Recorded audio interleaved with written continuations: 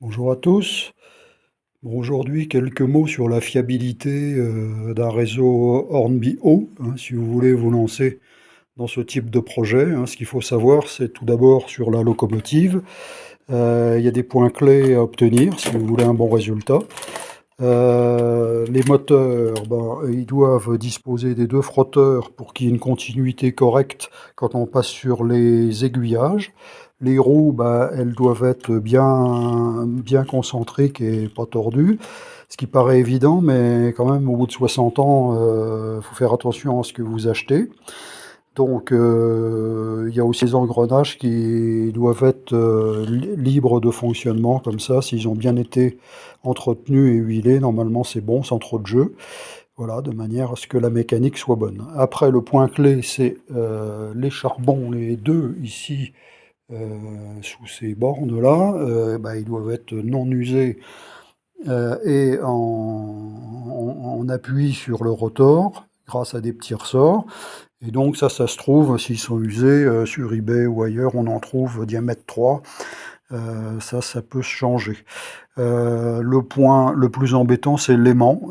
L'aimant, si avec l'âge, il a pu s'user et s'il n'a pas la force nécessaire, votre loco n'aura pas la puissance, suffisante pour tirer, une rame de wagon comme ça de 10 ou 11 wagons et aussi des pentes, hein, comme il y a sur mon réseau, là, vous n'aurez pas ce résultat-là. Donc l'aimant est très important. Donc ça se change, ça se trouve et bon, c'est du travail, mais il faut passer par là si vous voulez un bon résultat. Voilà, donc la loco, vous remarquerez aussi qu'elles sont différentes. Hein. Là, c'est une TZB, il y a les DNB qui ont le même moteur.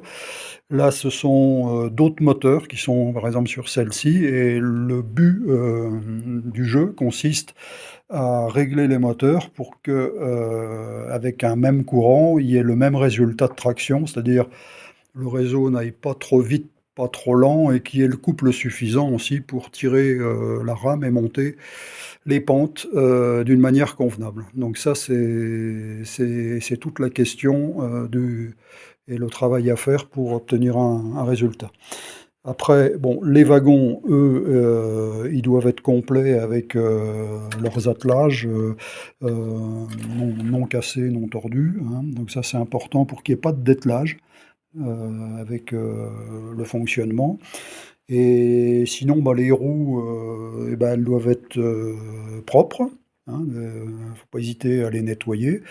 Donc retirer un peu avec l'âge, elles ont pu avoir des dépôts dessus. Donc nettoyer proprement sans, sans usiner, hein, simplement nettoyer. Et les axes des roues doivent être non tordus également, hein, et également huilés, pas trop, qu'il n'y ait pas d'huile sur le réseau, mais suffisamment pour que il n'y ait pas trop de frottement pour que bah, la loco puisse quand même tirer tous ses wagons. Donc voilà, je vous ai dit le principal. Concernant les rails, bon, même s'ils sont anciens, s'ils n'ont pas de coups ou ils sont pas oxydés, bon, normalement, ça fait l'affaire. Pareil, les aiguillages, faut vérifier simplement qu'il n'y ait pas d'usure excessive. Et, et sinon, bon, bah,